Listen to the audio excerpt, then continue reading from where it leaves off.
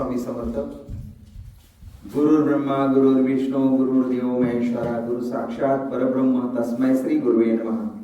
गुरु म्हणजे ब्रह्मदेव, गुरु म्हणजे भगवान विष्णू, गुरु म्हणजे महेश्वर. या त्रिमूर्ती जेव्हा एकत्रित आल्या तेव्हा दत्तप्रभूंचा आविष्कार झाला. दत्तप्रभू म्हणजे श्रीपाद श्रीवल्लभ, म्हणजे श्री नृसिंह सरस्वती, म्हणजे श्री स्वामी समर्थ महाराज. श्री स्वामी समर्थ महाराजांच्या चरणी त्रिवार वंदन करून आजच्या विषयाला आपण सुरुवात करू.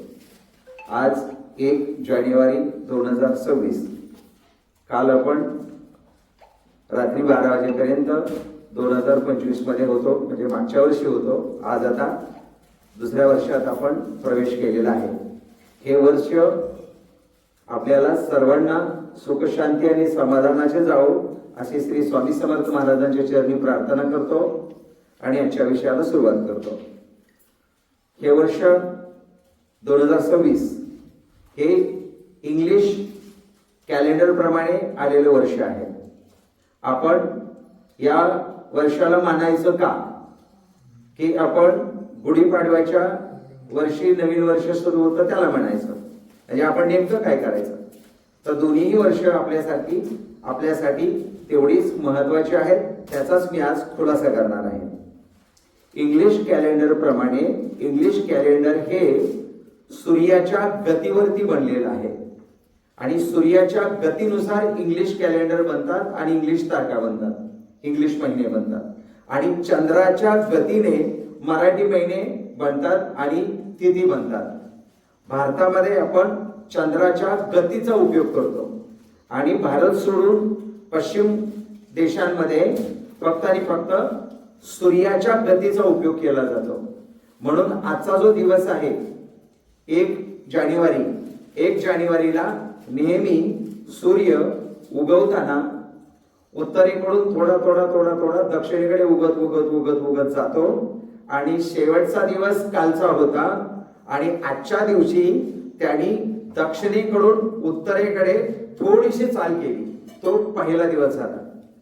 म्हणजे भौगोलिक दृष्टिकोनातून इंग्लिश कॅलेंडर सुद्धा बरोबर आहे. त्यामुळे हे आपलं वर्ष आहे का नाही का याला काही अर्थ नाही आहे, कारण जे आलेलं आहे सूर्याच्या गतीप्रमाणे ते सुद्धा आपल्याला महत्वाचं आहे. चंद्राची गती आपल्याला महत्वाची आहे. त्यामुळे आपण या वर्षात नवीन वर्षात पदार्पण केलेलं आहे. नवीन वर्ष 2026 म्हणजे 6 आणि 2 8 हा अंक शनीचा आहे.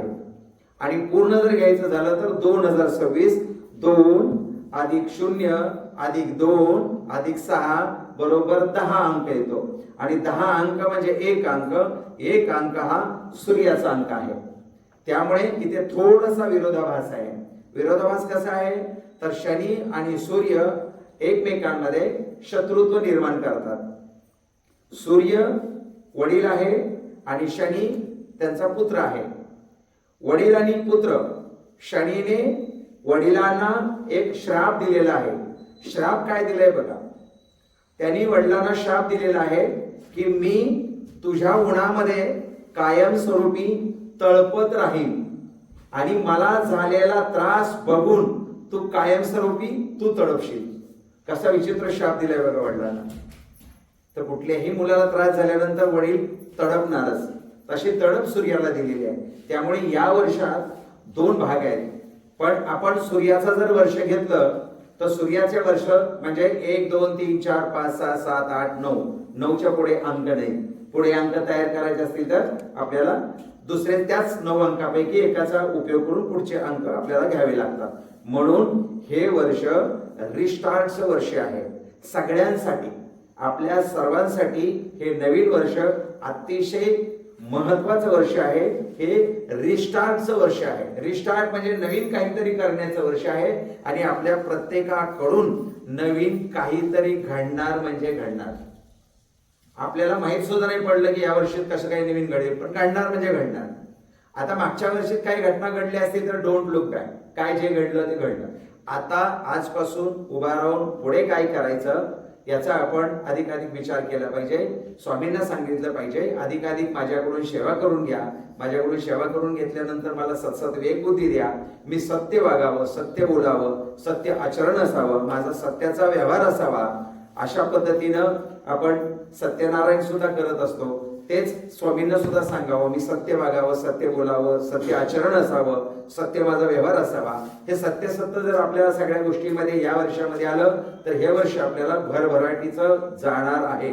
कारण शनीचं सुद्धा वर्ष आहे, त्यामुळे शनीला सत्य फार आवडतं. म्हणून शनीच्या सुद्धा अंमलाखाली आपण आहोत आणि सूर्याच्या सुद्धा अंमलाखाली आहोत. म्हणून रिस्टार्टचं वर्ष आहे, दोघांचं वर्ष असल्यामुळे कष्टदायक वर्ष जाणार आहे. त्यामुळे या वर्षात स्ट्रगल खूप होईल. स्ट्रगल होऊ द्या, चांगली गोष्ट आहे, पण विनाकारण स्ट्रगल घडू देऊ नका. जे काही सांगायचे ते वर्षभरात स्वामीने यायचं, प्रार्थना करायची, आपण जायचं आणि ते काम करायचं, आपलं सक्सेस काम होईल. आपल्या पाठी स्वामी आहेत, आपल्याला काहीही घाबरायची आवश्यकता नाही. जे काही करतील ते स्वामी करतील. त्यांचा संसार आहे, त्यांनी आपल्याला जन्म दिलेला आहे, त्यांचा संसार कसा करायचा ते बघतील. आपण फक्त कठपुतलीसारखं आपण कष्ट करत राहायचं, काम करत राहायचं. म्हणजेच कर्मण्यवाधिकार असते मा फलेषु कदाचन. स्वामी समोर बसायचं, स्वामींना सांगायचं माझ्याकडून हे अमुक अमुक काम करून घ्या. बरोबर स्वामी करून घेतील काम. काल कोणीतरी आम्हाला विचारलं की मी स्वामींची एवढी सेवा करतो, मी एवढं करतो, तेवढं करतो. म्हटलं तुम्ही मी का बोलताय? तुम्ही नाही करत आहे, स्वामी तुमच्याकडून सेवा करून घेत आहेत. तर हे महत्वाचं आहे, आपल्याकडून सुद्धा स्वामी सेवा करून घेत आहेत. आपण नाही करत आहे स्वामींची सेवा. म्हणून हे वर्ष असंच जाणार आहे, आपल्याला त्रासात पण जाणार आहे, रिस्टार्टचं पण जाणार आहे, प्रगतीचं पण जाणार आहे, परंतु कष्टमय सुद्धा जाणार आहे. म्हणजे सगळ्याच गोष्टी ह्या वर्षात घडणार आहेत. तर सर्वांचं चांगलंच होणार आहे त्यातून. आता जर आपण त्याविषयी प्रिपेअर्ड असू तर आपल्याला ह्या वर्षामध्ये कोणत्याही प्रकारचा त्रास होणार नाही. कारण आता जे आपण ऐकलंय की हे वर्ष आपल्याला कष्टाचं जाणार आहे, तर कष्टाचा आपल्याला त्रास नाही होणार आहे. अरे कष्ट होणार आहे, कुठेतरी ऐकलंय ना, हा ह्या वर्षात कष्ट होणार आहे. आपण प्रिपेअर्ड राहतो, तयार राहतो. त्याच्या बदल्यात, त्या कष्टाच्या बदल्यात काहीतरी आपल्याला मिळेल ना. आणि काहीच नाही मिळालं तर शिकायला तरी मिळेल ना. म्हणून हे शिक्षण सुद्धा महत्वाचं असतं. म्हणून हे वर्ष खूप आणि खूप महत्वाचं आहे. पुन्हा एकदा ह्या वर्षामध्ये आपल्या सर्वांचा उत्कर्ष हो, सुख शांती समाधान, आपल्याला आनंद प्राप्त हो. या वर्षामध्ये ज्यांचे विवाह झाले नाही त्यांचे विवाह होऊ दे. या वर्षामध्ये सगळ्यांना उत्कर्ष मिळू दे. ज्यांना संतान प्राप्ती नाही त्यांना संतान प्राप्ती होऊ दे.